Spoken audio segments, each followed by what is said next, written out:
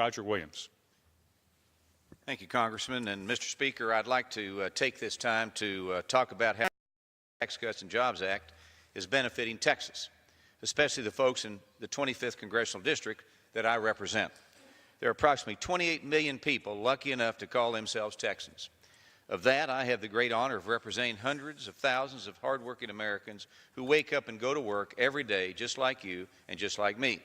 For 5 years, I've traveled up and down the 25th District of Texas, most recently just last week, where I visited many local businesses along the way.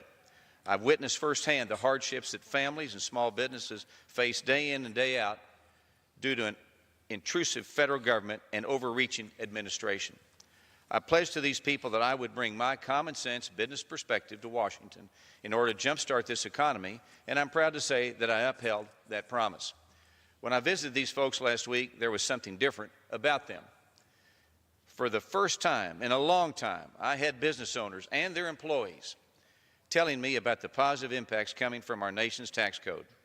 They were telling me they noticed more money in their most recent paychecks.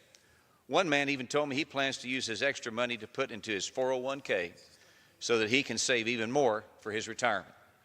This means parents can now plan for their future and start putting away money for their kids' college fund. It means companies are adding to their workforce and that those individuals can keep more money in their pockets.